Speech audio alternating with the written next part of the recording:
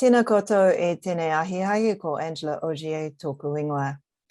Good evening and welcome to a really exciting event for us, which is a conversation with Sir Jonathon Porritt. I'd just like to start with a karakia. Whakataka te hau ki te uru, whakataka te hau ki te tonga. Kia mā kina kina ki uta, kia mā taratara ki tai. E hi aki ana tia tākura, he tio, he huka, he hauhunga, te he Māori ora. So we're really excited to be having this conversation today with Jonathon, who is one of the patrons of the Aotearoa Circle. He has a connection with New Zealand, having grown up part of his life here, but is rooted in the UK with an education over there, and started off his life teaching in a West London comprehensive. And that was back some decades ago, and got involved in the Green Party and led and started off his career as an activist. He's been a director of the Friends of the Earth and was active in the Earth Summit in Rio de Janeiro, for those of you who remember that. And then in 1996 set up Forum for the Future, which is the home base which he uses for a lot of his action and discussion around sustainable development and now around climate change. He has a number of books out. He's currently got a new one, which is Hope in Hell, which I'm hoping we and our work and our mahi, we can turn slightly more positive, because we would like to have more than a hope in hell for some of the things that we're up to. So thank you, Jonathon, for joining us today. Did you have any comments on your introduction? Well, only to say, Angela, that the title is definitely Hope in Hell, not a hope in hell. Okay, so it is more about hope than it is about hell. And that was a very deliberate part of the whole attempt to get people thinking about this stuff afresh, because if you've got too much doom and gloom in there, not much happens, frankly. No, I totally agree. So I think we want to cut to the chase on some of this, the discussion at the moment, and ask you something that may reveal, I hope you're not a Republican, well, potentially not, but asking about whether you agree with your monarch, the Queen, and other members of the royal family, that there's a little too much hooey and not enough doey around climate change, in particular in relation to the shenanigans with COP26 attendance. Yes, I do like that particular New Zealand versioning of too many words and not enough action. The Queen is not really meant to sort of be partisan in these matters, so whenever she's overheard actually saying something that she really feels and expressing some of the frustration that must go with her at every point in her life, it's quite entertaining. And on this occasion, she just simply weighed in. She said she's tired of people just talking about it and doing nothing. She didn't single out our Prime Minister, Boris Johnson, obviously, because that would have been very controversial. But the implication is that almost the entirety of the UK government and most governments around the world are hot on the talk and pretty poor on the delivered actions. And you can see that in so many statistics. So the latest thing that came from the United Nations Framework Convention on Climate Change in preparation for the big Glasgow conference in 10 days' time was that emissions are due to rise by 16% by 2030, at a time when we're meant to be halving emissions by 2030. So you can see the balance between words and actions. So the words are wonderful. We have the most hyped up rhetoric that the world has ever seen on climate change, but the actions would still lead us to a 16% increase in emissions. So yeah, not enough doey, as you say, Angela. No, I'll follow up with some more questions, but I just should remind the rest of the participants that we will be opening up to questions from the floor. You can pop those in the chat as we go, and we hope to leave a good amount of time for questions in the latter half of this presentation. So given we've established the problem, that there's a lot of hot air ironically, around climate change. What needs to happen? What do you want to see at COP26? There will be some good things happening at COP26. I need to start with the positive notes, obviously, Angela, because they are quite important. You'll all recall that 6 years ago, there was a big conference of the parties in Paris, which led to the Paris Agreement, which is essentially the agreement that has shaped all the big climate diplomacy since 2015. Well, that was great back then, but they couldn't agree on a rule book for implementing the Paris Agreement, and they've not been able to agree on that rule book between then and now. So the first thing that they need to do in Glasgow is to agree the rule book for a conference that took place 6 years ago. Is that good news? I'm not sure, really. But anyway, that is something that will definitely happen, because it is just too shaming not to be able to agree a rule book for something that happened 6 years ago. Secondly, there will be real progress on the international financing side. And I was really pleased to see the announcement from Minister Shaw that New Zealand is going to up its contribution to the overall international financing facility, which is really good. And I think he's promised that a significant chunk of that will go towards the Pacific Islands, which is definitely the right priority for New Zealand. There will be a lot of talk about what are called nature-based solutions. This is the first time ever that a formal COP conference has got a section devoted entirely to nature-based solutions, which is really important. And I'm not sure this is going to be good news for New Zealand necessarily, but there will be a big new focus on methane. And given that methane has been largely excluded from COP processes, the focus has been almost entirely on CO2, not completely, but almost entirely. Raising the stakes when it comes to biogenic methane is actually really important. And I can explain more about that, Angela, but those are all some good things. We will probably see a certain narrowing of the gap between what the science tells us we should be doing and what governments commit to doing, but don't get overexcited about that, because it won't be anything like as big a narrowing as it should be. And I mean, one of the things that caused the breakdown of COP25, I believe, was an inability to agree on carbon markets and the carbon trading arrangements globally. And do you think that's something that we'll be able to get achieved? Well, that's all wrapped up in the rule book. So God help us, we hope so. I mean, there's still a huge amount of detailed negotiation going on around that. But the signals coming out at the moment are reasonably positive on that score. And I mean, sorry, just to divert into this, I mean, what's different about COP26 versus COP25 that would make any of that happen? God knows. Increased recognition of the degree to which this is becoming an embarrassment to the family of nations.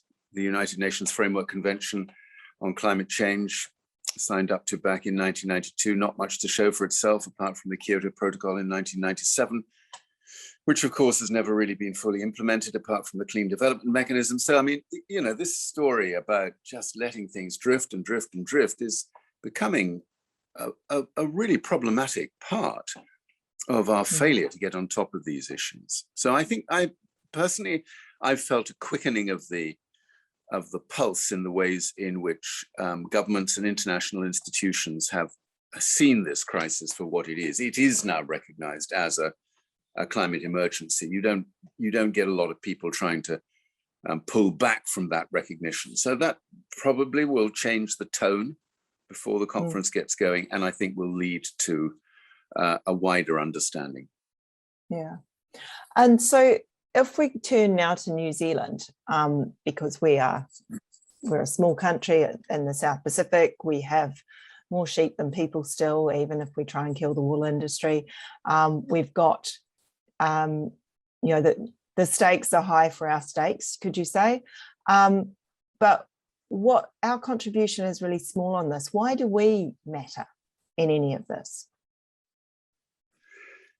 Yeah, I mean, I imagine it's pretty similar. We get the same kind of pushback here in the UK from people who think that we're trying to go too fast and that Johnson's government is setting targets that are too ambitious. We get a lot of pushback, particularly when it comes to countries like China and India. They're always the ones that are cited. China, nearly 30% of global emissions, UK, 1%. So a lot of people say, why are we bothering? And it's the same, I think, with New Zealand. The argument about this is twofold. Firstly, there's the issue of historical legacy, essentially, and justice. And it may sound a bit of a abstract concept to inject into these pretty gritty political negotiations. But when you see this stuff from the perspective of a country like India or Brazil or Indonesia, or even China, there is this sense of historical injustice, that this problem has not been caused predominantly by those countries. It has been caused predominantly by Western countries, by G20, OECD, rich industrialized countries. And our reluctance to acknowledge that historical responsibility is deeply offensive to many other countries in the world. So New Zealand is only a very small contributor to that historical legacy, but it is a contributor to it, and it needs to recognize that. And the second reason, which is a bit different but important, is that there's the issue of privilege. Our countries, the UK and New Zealand, we have a relatively easy decarbonization journey ahead of us. I know I say that advisedly because it is still going to be a rocky ride, but in comparison to many countries that are still on their own growth curve, are still dealing with massive poverty, don't have any of the entitlements and natural advantages that we have, and I'm thinking particularly of New Zealand and its natural advantages, it's a relatively easy ride. So if we can't use all of our historical assets and our relatively good positioning today to deal with this issue, then a lot of countries are simply going to say, you are not serious about this. You are just blathering on and on and on. So don't expect us to join the party either. So these are the two principal reasons why we have to double down on this in our countries. And so if we think about New Zealand's efforts at the moment, how are those perceived in Europe, if at all? Well, New Zealand's efforts are followed to a certain extent here in the UK, not in the rest of Europe, I don't think, but they are certainly followed here in the UK, as are the efforts of Australia. We have a sort of continuing interest in how Australia and New Zealand make their way with these big issues. We tend to make the contrast mostly around COVID-19 at the moment, but that's another story. I won't go there, Angela.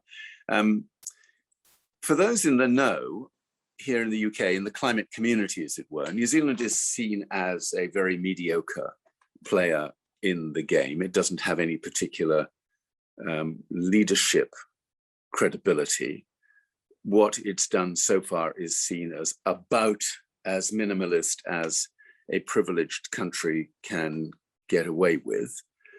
The decision to have a completely different regime for methane, for biogenic methane rather than CO2, is considered an interesting but probably misguided approach to dealing with methane and dealing in particular with agriculture and land use challenges in New Zealand, the meat and dairy sector, obviously most preeminently in mind.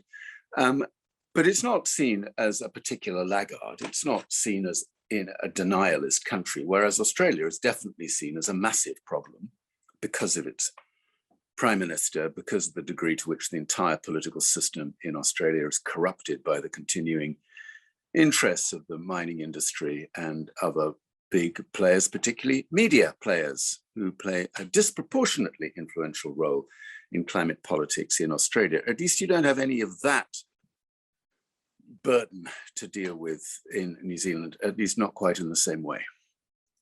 So going back to your school teacher roots, what's your scorecard for, or your report card for the New Zealand government on climate change?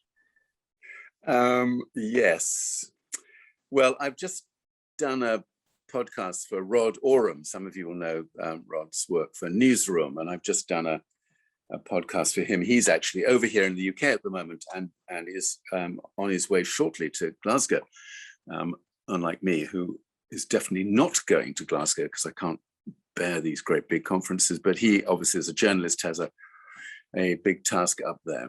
I've just done an extended podcast for him, and I didn't actually score it out of 10, as it were, Angela, but it's sort of middle ranking, 4.5. It's maybe 5 out of 10. A sort of readiness to work on some of this stuff. The institutional side is really important. The Climate Change Commission is undoubtedly a really important part of the institutional architecture to help make these things happen. I don't think it's quite into its stride yet, if I'm being honest. I think the advice given to government back in May this year was just about adequate, but not really much to cause the government to do anything it wasn't minded to do anyway. So I think there's a real stepping up to be done there. The commitment to TCFD is significant to the whole process behind all of that. And it's clear that MFE and Minister Shaw put a lot of emphasis on disclosure, on ensuring that people are accounting for their carbon footprints and what they're going to do about it, which is a good start. I mean, I don't want to knock that. That is a good start. And New Zealand is one of the leading countries when it comes to mandating TCFD disclosure. So that's a good thing. And there's tons of stuff going on, but the actual lead from government at the moment is, I would say, still pretty stuck in some suboptimal positions, let's say. No sense of urgency as might be required. I mean, that was really my next question, was specifically around our emissions reduction plan. And I understand that you potentially haven't had time to digest it its entirety, but from what you've read of the Climate Change Commission's proposal and what you've managed to glean on the emissions reduction plan, it does, I mean, urgency is one thing, but the breadth of technologies applied, and how do you think that we're equipping ourselves with policies that are actually going to address climate change? How well do you think that toolbox will work?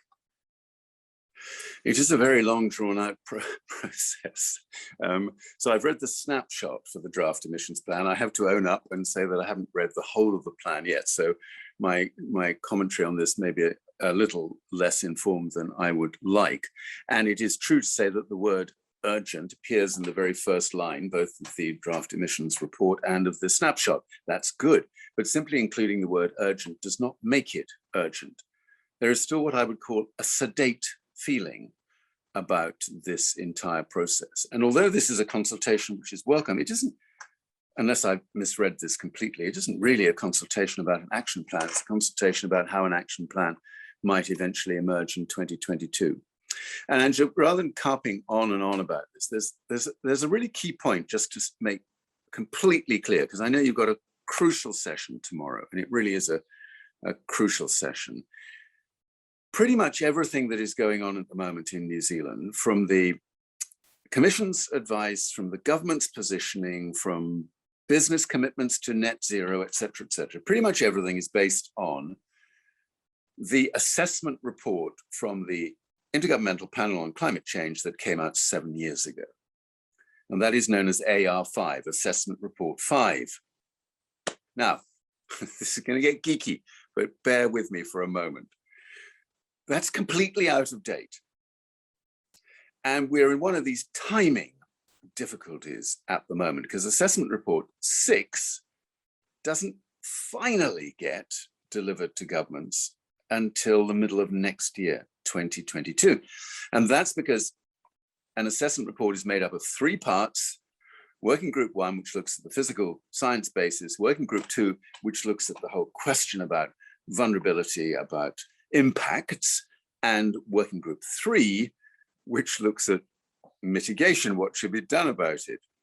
So when you talk about an assessment report, it is made up of 3 different strands: Working Groups 1, 2, and 3. Now, only Working Group 1 has reported so far on the science.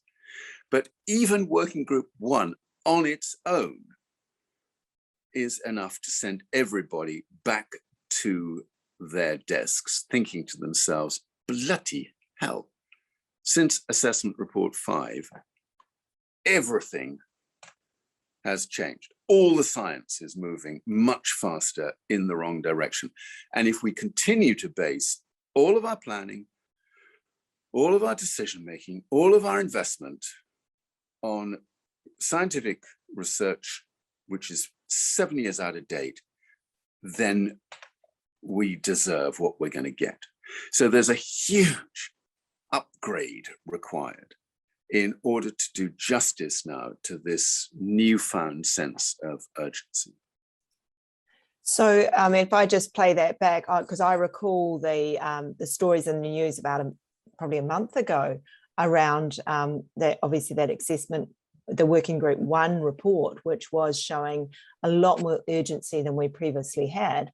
And really that what that's saying to me is that the Climate Change Commission and even the Emissions Reduction Plan isn't taking into account that new information, but they are taking into account updated forestry information, which is more forestry projections, which are potentially more optimistic. So we really do need to stress or take into account those much more pressing projections from the working groups and update to the latest science for this to be a robust process is really what you're saying. I do have some sympathy here for colleagues in MFE and in the government, because you're not, you can't really say that the IPCC has delivered its next assessment report until it's delivered the whole of the report. And things do change. And, by the time they get on to talking about mitigation and working group 2 has already been leaked, by the way, so we already know what that says, which is, oh my God, so depressing. So I've got some sympathy because it is a technical process. The IPCC is a formally constituted body with this set of advisory mandates to inform governments. The working group 1, last point I just want to make, Angela, that first report, working group 1's report, described by Antonio Guterres as Code Red for Humanity, is signed off by every single party to the UN Framework Convention on Climate Change. So this is not a bunch of scientists who haven't already had this approved by governments. This is all approved by government. So the New Zealand government signed off on Working Group 1's Code Red report. Saudi Arabia signed off on it. Russia signed off on it. China, Brazil, the whole caboodle signed off on Working Group 1. It already has the signatures of every single principal government underneath that document. So that indicates to me that that is sufficient to change the nature of the advice that is given and the action plans that should be brought forward. Yeah, I think that's an interesting perspective, and for me, it feels like you're getting to the corporate reporting deadline and you've got new information and your board suddenly becomes aware of it and needs to take it into account. It's been lovely to talk to you, and it's been really enjoyable and a stimulating conversation. Thank you so much for your time. And thanks to everyone who asked some really interesting questions and for creating such a great environment for this discussion. I'll just close with a karakia. Kia whakairia te tapu, kia wātea ai te ara. Kia turuku whakataha ai, kia turiki whakataha ai. Haumie, huie, taiekie. Thank you so much for everything. Go well, everyone. Hei konei rā te whānau.